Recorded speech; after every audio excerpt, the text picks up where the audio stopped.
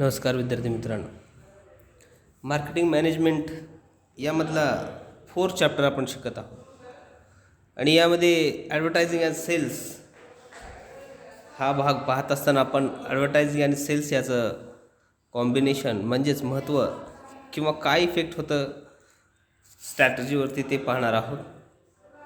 पहिला आहे impact on brand equity. The relation between advertising and sales promotion and their impact on brand equity.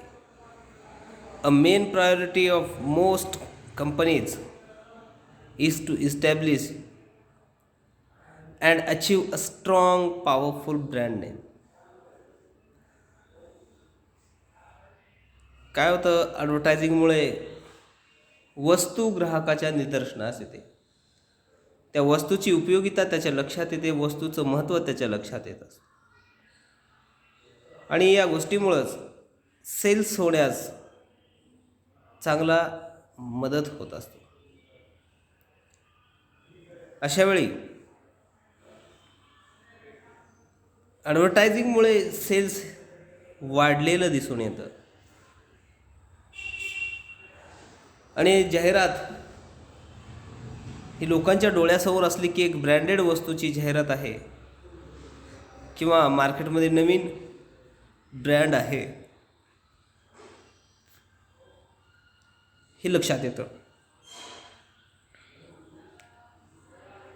आणि यामुळेच हा जो सेल्स करण्याचा प्रकार किंवा हेतू सहज साध्य होत असतो.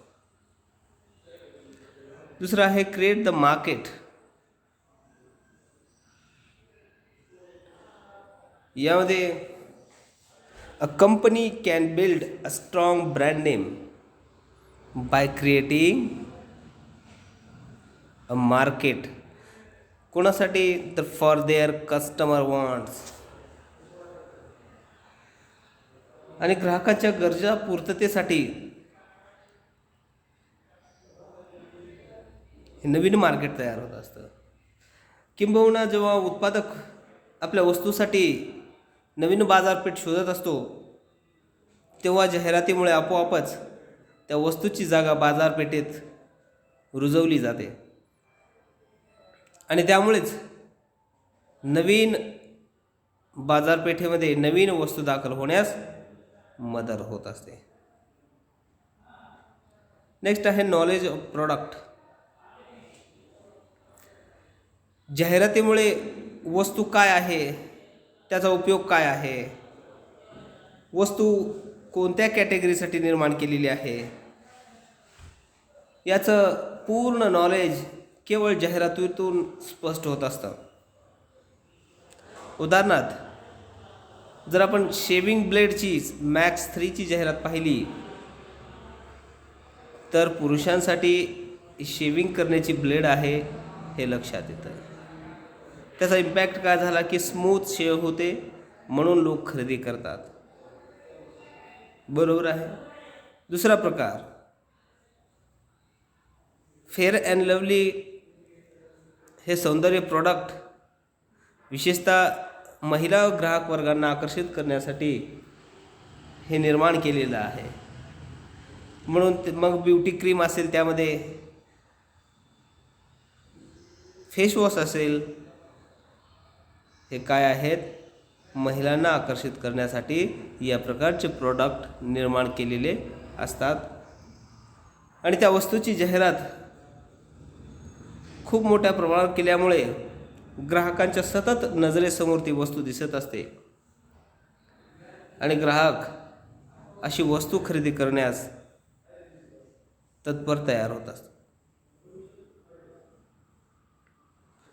नेक्स्ट आहे मार्केटिंग स्ट्रॅटजी.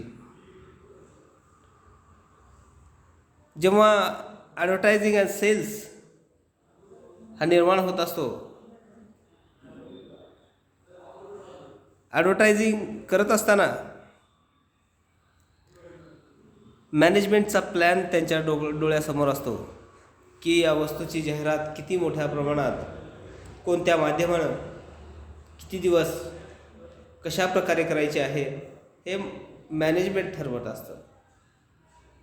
देन विक्री कुठं करायची आहे, त्याची बाजारपेठ काय आहे, या संदर्भात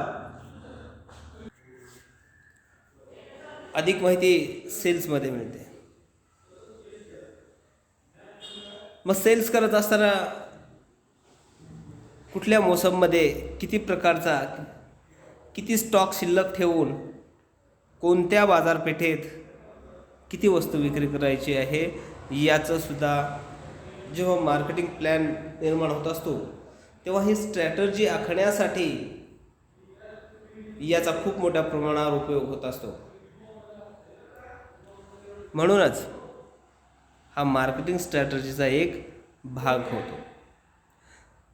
देन नेक्स्ट आहे इम्पॉर्टंट टूल्स. कोणतीही वस्तू तिचं अस्तित्व निर्माण करण्यासाठी महत्त्वाचे काही साधनं असतात. त्यापैकी ॲडव्हर्टायझिंग अँड सेल्स ही सुद्धा इम्पॉर्टंट टूल्स आहेत. मग याने काय होत असतं,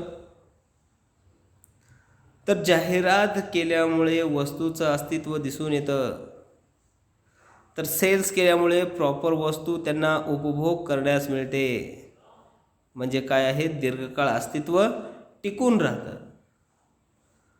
म्हणूनच बाजारपेठेमध्ये एकदा वस्तू प्रवेश केल्यानंतर त्याचं अस्तित्व टिकून ठेवण्याचं काम हे सेल्स स्ट्रॅटर्जी करत असतं.